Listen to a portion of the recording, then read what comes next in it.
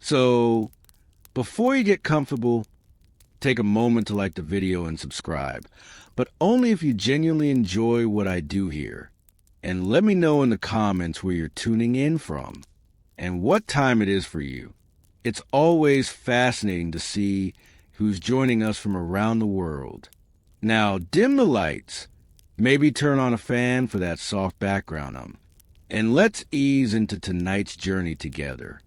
Ulysses was left in the cloister, pondering on the means whereby would Minerva's help he might be able to kill the suitors. Presently he said to Telemachus, "Telemachus, we must get the armor together and take it down inside. Make some excuse when the suitors ask you why you have removed it. Say that you have taken it to be out of the way of the smoke, inasmuch as it is no longer what was when Ulysses went away, but has become soiled and begrimed with soot.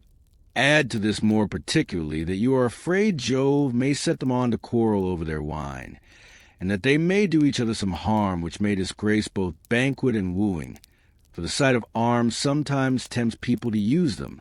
Telemachus approved of what his father had said, so he called nurse Eurycleia and said, "Nurse, shut the women up in their room, while I take the armor that my father left behind him down into the storeroom.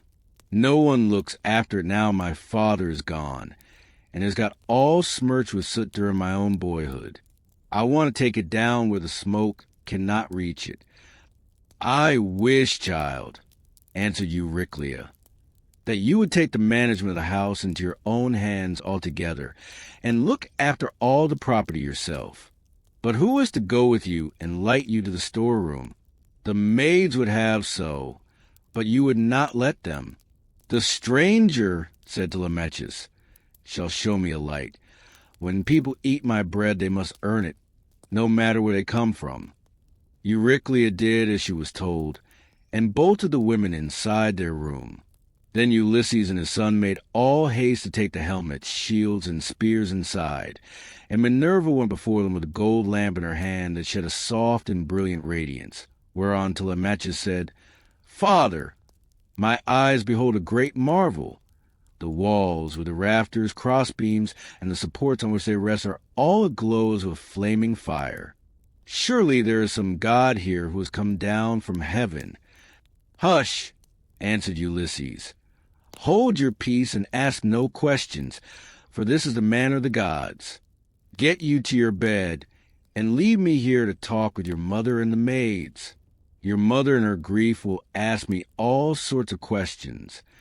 On this Telemachus went by torchlight to the other side of the inner court, to the room in which he always slept. There he lay in his bed till morning, while Ulysses was left in the cloister pondering on the means whereby with Minerva's help he might be able to kill the suitors. Then Penelope came down from her room looking like Venus or Diana, and they set her a seat inlaid with scrolls of silver and ivory near the fire in her accustomed place. It had been made by Icmalius, and had a footstool all in one piece with the seat itself, and it was covered with a thick fleece. On this she now sat, and the maids came from the women's room to join her. They set about removing the tables at which the wicked suitors had been dining, and took away the bread that was left, with the cups from which they had drunk. They emptied the embers out of the braziers, and heaped much wood upon them to give both light and heat. But Melantho began to rail at Ulysses a second time, and said, "Stranger, do you mean to plague us by hanging about the house all night and spying upon the women? Be off, you wretch, outside, and eat your supper there, or you shall be driven out with a firebrand." Ulysses scowled at her and answered, "My good woman, why should you be so angry with me? Is it because I am not clean and my clothes are all in rags, and because I am obliged to go begging about after the manner of tramps and beggars general? I, too, was a rich man once, and had a fine house of my own. In those days I gave to many a tramp such as I now am, no matter who he might be nor what he wanted.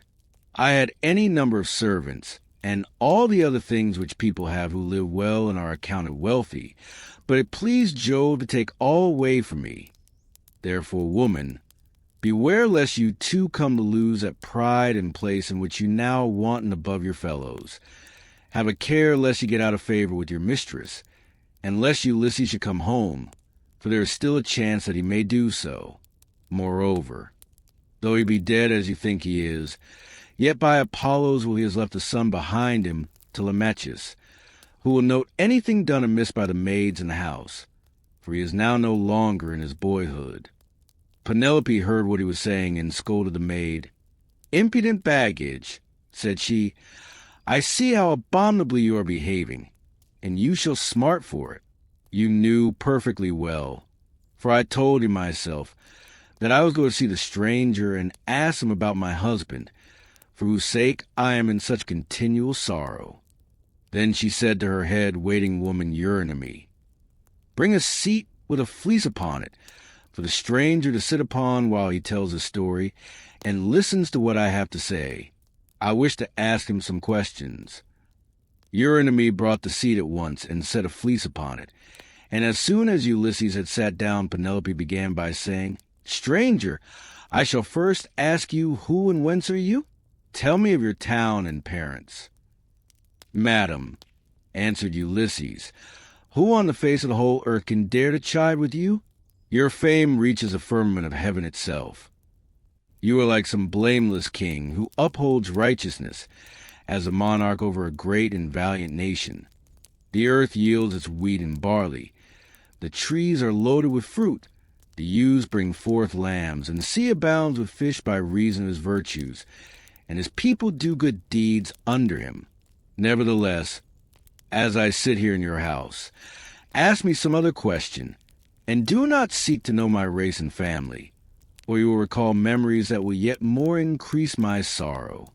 I am full of heaviness, but I ought not to sit weeping and wailing in another person's house, nor is it well to be thus grieving continually. I shall have one of the servants, or even yourself, complaining of me, and saying that my eyes swim with tears because I am heavy with wine."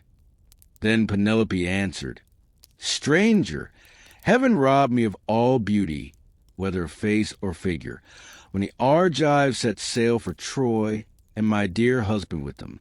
If he were to return and look after my affairs, I should be both more respected, and should show a better presence to the world. As it is, I am oppressed with care, and with the afflictions which heaven has seen fit to heap upon me. The chiefs from all our islands, Dulichium, Same, and Zacynthus, as also from Ithaca itself, are wooing me against my will, and are wasting my estate.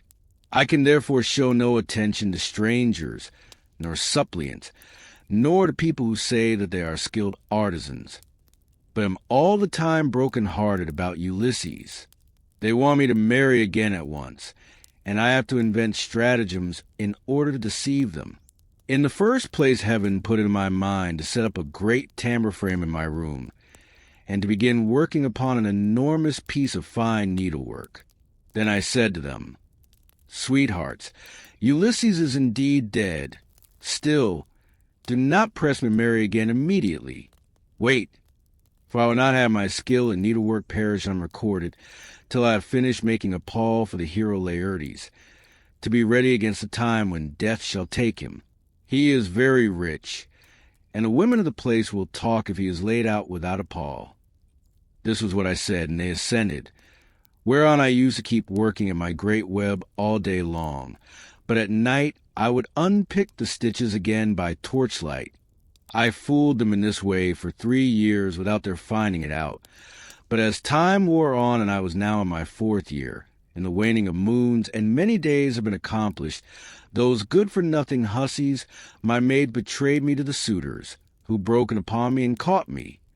They were very angry with me, so I was forced to finish my work whether I would or no. And now I do not see how I can find any further shift for getting out of this marriage. My parents are putting great pressure upon me, and my son chafes at the ravages the suitors are making upon his estate, for he is now old enough to understand all about it, and is perfectly able to look after his own affairs, for heaven has blessed him with an excellent disposition. Still, notwithstanding all this, tell me who you are and where you come from, for you must have had father and mother of some sort. You cannot be the son of an oak or of a rock." Then Ulysses answered, "Madam, wife of Ulysses, since you persist in asking me about my family, I will answer, no matter what it costs me. People must expect to be paying when they've been exiles as long as I have, and suffered as much among as many peoples. Nevertheless, as regards your question, I will tell you all you ask. There's a fair and fruitful island in mid-ocean called Crete. It is thickly peopled, and there are 9 cities in it. The people speak many different languages which overlap one another, for there are Achaeans, brave Edo-Cretans, Dorians of threefold race, and noble Pelasgi. There is a great town there, Knossos, where Minos reigned, who every 9 years had a conference with Jove himself. Minos was father to Deucalion, whose son I am, for Deucalion had 2 sons, Idomeneus and myself.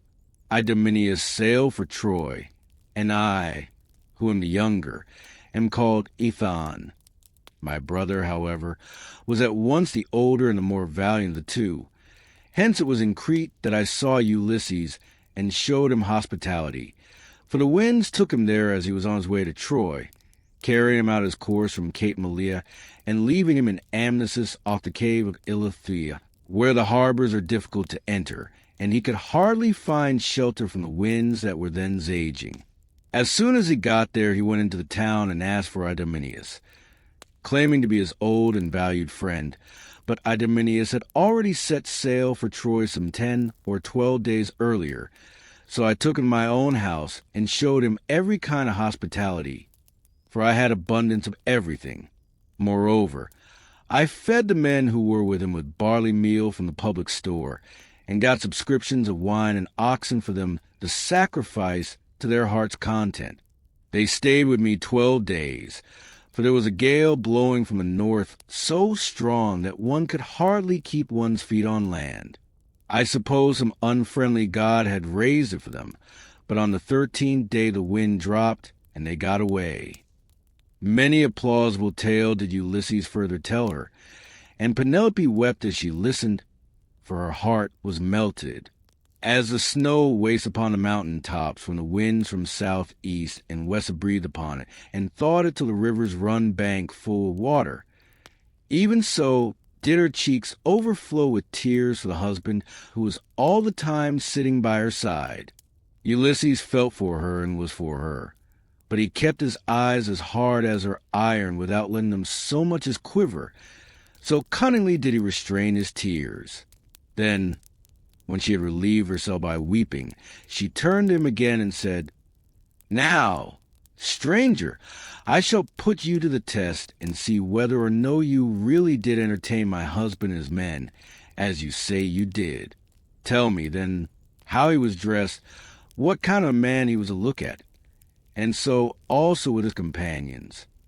"Madam," answered Ulysses, "it is such a long time ago that I can hardly say. 20 years are come and gone since he left my home, and went elsewhither, but I will tell you as well as I can recollect. Ulysses wore a mantle of purple wool, double-lined, and was fastened by a gold brooch with 2 catches for pin. On the face of this there was a device that showed a dog holding a spotted fawn between his 4 paws, and watching it as it lay panting upon the ground. Every one marveled at the way in which these things had been done in gold, the dog looking at the fawn and strangling it, while the fawn was struggling convulsively to escape. As for the shirt that he wore next the skin, it was so soft that it fitted him like the skin of an onion, and glistened in the sunlight to the admiration of all the women who beheld it. Furthermore I say, and lay my saying to your heart, that I do not know whether Ulysses wore these clothes when he left home, or whether one of his companions had given them to him while he was on his voyage, or possibly someone at whose house he was staying made him a present of them, for he was a man of many friends and had few equals among the Achaeans. I myself gave him a sword of bronze and a beautiful purple mantle, double-lined, with a shirt that went down to his feet, and I sent him on board his ship with every mark of honor. He had a servant with him, a little older than himself, and I can tell you what he was like. His shoulders were hunched, he was dark, and he had thick curly hair. His name was Eurycleia, and Ulysses treated him with greater familiarity than he did any of the others, as being the most like-minded with himself. Penelope was moved still more deeply as she heard the indisputable proofs that Ulysses laid before her, and when she had again found relief in tears, she said to him, "Stranger, I was already disposed to pity you, but henceforth you shall be honored and made welcome in my house. It was I who gave Ulysses the clothes you speak of. I took them out of the storeroom and folded them up myself, and I gave him also the gold brooch to wear as an ornament. Alas, I shall never welcome him home again. It was by an ill fate that he ever set out for that detested city, whose very name I cannot bring myself even to mention." Then Ulysses answered, "Madam, wife of Ulysses, do not disfigure yourself further by grieving thus bitterly for your loss, though I can hardly blame you for doing so. A woman who has loved her husband and borne him children would naturally be grieved at losing him, even though he were a worse man than Ulysses, who they say was like a god. Still, cease your tears and listen to what I can tell. I will hide nothing from you, and can say with perfect truth that I have lately heard of Ulysses as being alive and on his way home. He is among the Thesprotians, and is bringing back much valuable treasure that he has begged from one and another of them. But his ship and all his crew were lost as they were leaving the Thrinacian island. For Jove and the sun god were angry with him, because his men had slaughtered the sun god's cattle, and they were all drowned to a man. But Ulysses stuck to the keel of the ship and was drifted on to the land of the Phaeacians, who are near of kin to the immortals, and who treated him as though he had been a god, giving him many presents, and wishing to escort him home safe and sound. In fact, Ulysses would have been here long ago, had he not thought better to go from land to land gathering wealth. For there is no man living who is so wily as he is. There is no one can compare with him. Phidon, king of the Thesprotians, told me all this, and he swore to me, making drink offerings in his house as he did so, that the ship was by the waterside, and the crew found who would take Ulysses to his own country. He sent me off first, for there happened to be a Thesprotian ship sailing for the wheat-growing island of Dulichium, but he showed me all treasure Ulysses had got together, and he had enough lying in the house of King Phidon to keep his family for 10 generations. But the king said Ulysses had gone to Dodona, that he might learn Jove's mind from the high oak tree, and know whether after so long an absence he should return to Ithaca openly or in secret. So you may know he is safe and will be here shortly. He is close at hand, and cannot remain away from home much longer. Nevertheless, I will confirm my words with an oath, and call Jove, who is the first and mightiest of all gods, a witness, as also that hearth of Ulysses to which I have now come, that all I have spoken shall surely come to pass. Ulysses will return in this self-same year. With the end of this moon and the beginning of the next, he will be here." "May it be even so," answered Penelope. "If your words come true, you shall have such gifts and such good will from me that all who see you shall congratulate you. But I know very well how it will be. Ulysses will not return, neither will you get your escort hence. For so surely as that Ulysses ever was, there are now no longer any such masters in the house as he was, to receive honorable strangers or to further them on their way home. And now, you maids, wash his feet for him, and make him a bed on a couch with rugs and blankets, that he may be warm and quiet till morning. Then, at daybreak, wash him, and anoint him again, that he may sit in the cloister and take his meals with Telemachus. It shall be the worse for any one of these hateful people who is uncivil to him. Like or not, he shall have no more to do in this house. For how, sir, shall you be able to learn whether or no I am superior to others of my sex, both in goodness of heart and understanding, if I let you dine in my cloister squalid and ill-clad? Men live but for a little season. If they are hard and deal hardly, People wish them ill so long as they are alive, and speak contemptuously of them when they are dead. But he that is righteous and deals righteously, the people tell his praise among all lands, and many shall call him blessed. Ulysses answered, Madam, I have forsworn rugs and blankets from the day that I left the snowy ranges of Crete to go on shipboard. I will lie as I have lain on many a sleepless night hitherto. Night after night have I passed in any rough sleeping place, and waited for morning. Nor, again, do I like having my feet washed. I shall not let any of the young hussies about your house touch my feet. But if you have any old and respectable woman who has gone through as much trouble as I have, I will allow her to wash them. To this Penelope said, My dear sir, of all the guests who ever yet came to my house, there never was one who spoke in all things with such admirable propriety as you do. There happens to be in the house a most respectable old woman, the same who received my poor dear husband in her arms the night he was born, and nursed him in infancy. She is very feeble now, but she shall wash your feet. Come here, said she, Eurycleia, and wash your master's age-mate. I suppose Ulysses' hands and feet are very much the same now as his are, for trouble ages all of us dreadfully fast. On these words the old woman covered her face with her hands. She began to weep and made lamentation, saying, My dear child, I cannot think whatever I am to do with you. I am certain no one was ever more God-fearing than yourself, and yet Jove hates you. No one in the whole world ever burned him more thigh bones, nor gave him finer hecatombs when you prayed you might come to a green old age yourself, and see your son grow up to take after you. Yet see how he prevented you alone from ever getting back to your own home. I have no doubt the women in some foreign palace, which Ulysses has got to, are jibing at him, as all these sluts here have been jibing you. I do not wonder you're not choosing to let them wash you after the manner in which they have insulted you. I will wash your feet myself gladly enough. As Penelope has said that I am to do so, I will wash them both for Penelope's sake and for your own, for you have raised the most lively feelings of compassion in my mind. And let me say this moreover, which pray attend to, we have had all kinds of strangers in distress come here before now. But I make bold to say that no one ever yet came who was so like Ulysses in figure, voice, and feet as you are. Those who have seen us both, answered Ulysses, have always said we were wonderfully like each other, and now you have noticed it too. Then the old woman took the cauldron in which she was going to wash his feet, and poured plenty of cold water into it, adding hot till the bath was warm enough.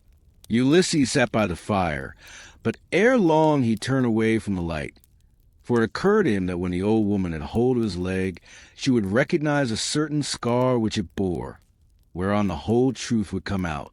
And indeed, as soon as she began washing her master, she at once knew the scar as one that had been given him by a wild boar when he was hunting on Mount Parnassus with his excellent grandfather Autolycus, who was the most accomplished thief and perjurer in the whole world, and with the sons of Autolycus.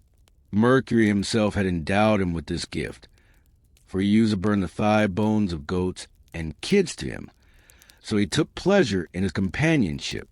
It happened once that Autolycus had gone to Ithaca, and had found the child of his daughter just born. As soon as he had done supper, Eurycleia set the infant upon his knees, and said, You must find a name for your grandson. You greatly wish that you might have one. Son-in-law and daughter, replied Autolycus, call the child thus. I am highly displeased with a large number of people in one place and another, both men and women.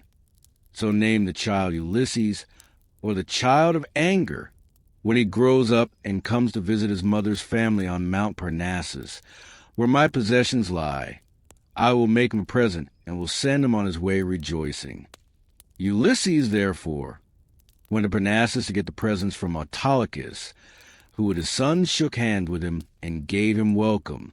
His grandmother Amphithea threw her arms about him, and kissed his head and both his beautiful eyes, while Autolycus desired his sons to get dinner ready.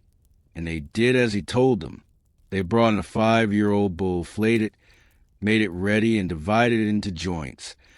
These they then cut carefully up into smaller pieces and spitted them. They roasted them sufficiently and served the portions round. Thus through the livelong day to the going down of the sun they feasted, and every man had his full share, so that all were satisfied. But when the sun set and it came on dark, they went to bed and enjoyed the boon of sleep. When the child of morning, rosy-fingered dawn, appeared, the sons of Autolycus went out with their hounds hunting, and Ulysses went too. They climbed the wooded slopes of Parnassus and soon reached its breezy upland valleys. But as the sun was beginning to beat upon the fields, fresh risen from the slow, still currents of Oceanus, they came to a mountain dell.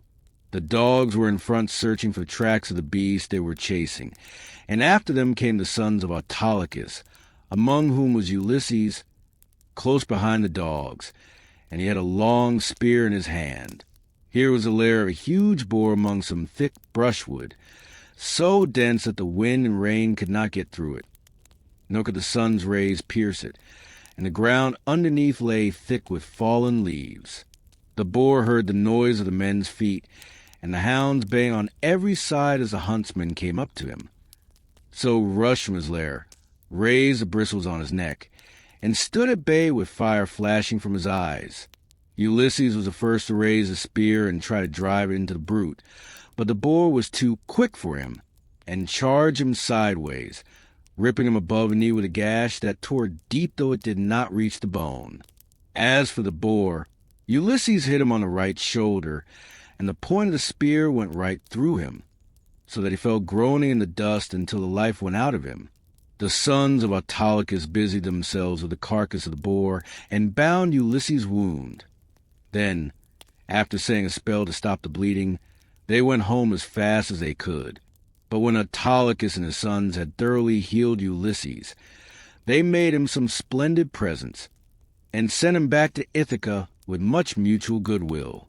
When he got back, his father and mother were rejoiced to see him, and asked him all about it, and how he had hurt himself to get the scar. So he told them how the boar had ripped him when he was out hunting with Autolycus and his sons on Mount Parnassus. As soon as Eurycleia got the scarred limb in her hands and had well hold of it, she recognized it and dropped the foot at once. The leg fell into the bath, which rang out and was overturned, so that all the water was spilled on the ground. Eurycleia's eyes between her joy and her grief filled with tears, and she could not speak. But she caught Ulysses by the beard and said, "My dear child, I am sure you must be Ulysses himself. Only I did not know you till I had actually touched and handled you." As she spoke, she looked towards Penelope, as though wanting to tell her that her dear husband was in the house. But Penelope was unable to look in that direction and observe what was going on, for Minerva had diverted her attention. So Ulysses caught Eurycleia by the throat with his right hand, and with his left drew her close to him, and said, "Nurse, do you wish to be the ruin of me, you who nursed me at your own breast, now that after 20 years of wandering I am at last come to my own home? Again, since it has been borne in upon you by heaven to recognize me, hold your tongue, and do not say a word about it anyone else in the house. For if you do, I tell you, and it shall surely be, that if heaven grants me to take the lives of these suitors, I will not spare you, though you are my own nurse, when I am killing the other women." "My child," answered Eurycleia, "what are you talking about? You know very well that nothing can either bend or break me. I will hold my tongue like a stone or a piece of iron. Furthermore, let me say, and lay my saying to your heart, when heaven has delivered the suitors into your hand, I will give you a list of the women in the house who have been ill-behaved, and of those who are guiltless."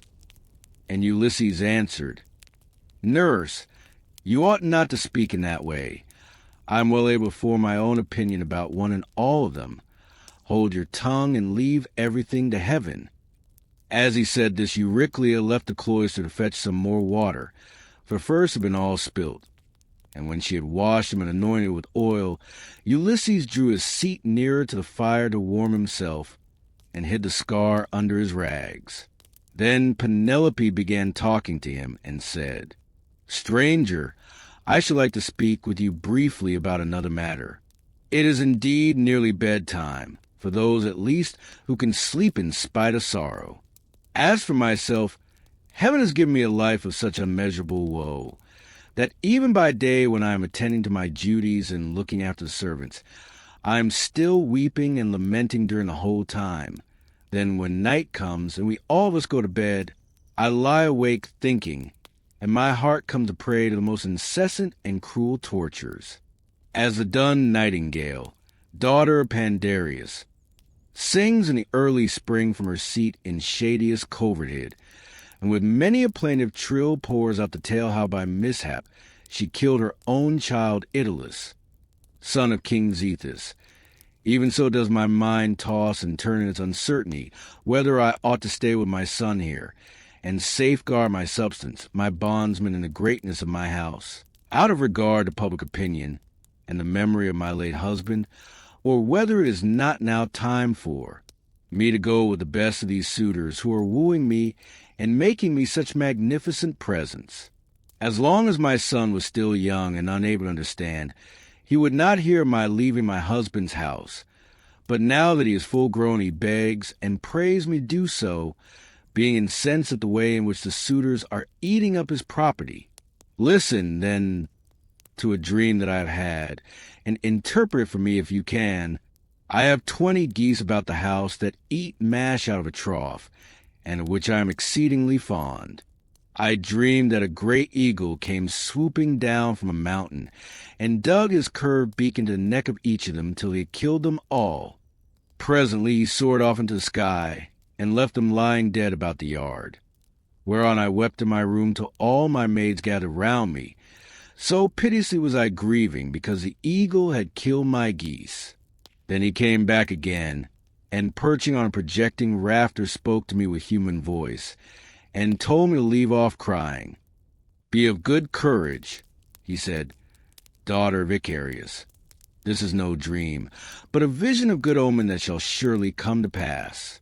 The geese are the suitors, and I am no longer an eagle, but your own husband, who am come back to you, and who will bring these suitors to a disgraceful end." On this I woke, and when I looked out I saw my geese at the trough eating their mash as usual. "This dream, madam," replied Ulysses, "can admit but of one interpretation. For had not Ulysses himself told you how it shall be fulfilled? The death of the suitors is pretended, and not one single one of them will escape." And Penelope answered, "Stranger, dreams are very curious and unaccountable things, and they do not by any means invariably come true. There are 2 gates through which these unsubstantial fancies proceed. The one is of horn and the other ivory. Those that come through the gate of ivory are fatuous, but those from the gate of horn mean something to those that see them. I do not think, however, that my own dream came to the gate of horn, though I and my son should be most thankful if it proves to have done so. Furthermore I say, and lay my saying to your heart, the coming dawn will usher in the ill-omened day that is to sever me from the house of Ulysses, for I am about to hold a tournament of axes. My husband used to set up 12 axes in the court, one in front of the other, like the stays upon which a ship is built. He would then go back from them and shoot an arrow through the whole 12. I shall make the suitors try to do the same thing, and whichever of them can string the bow most easily, and send his arrow through all the 12 axes, him will I follow, and quit this house of my lawful husband, so goodly and so abounding in wealth. But even so, I doubt not that I shall remember it in my dreams." Then Ulysses answered, "Madam, wife of Ulysses, you need not defer your tournament, for Ulysses will return ere ever they can string the bow, handle it how they will, and send their arrows through the iron." To this Penelope said, "As long, sir, as you will sit here and talk to me, I can have no desire to go to bed. Still, people cannot do permanently without sleep, and heaven has appointed us dwellers on earth a time for all things. I will therefore go upstairs and recline upon that couch which I have never ceased to flood with my tears from the day Ulysses set out for city with a hateful name. She then went upstairs to her own room, not alone, but attended by her maidens, and when there, she lamented her dear husband till Minerva shed sweet sleep over her eyelids.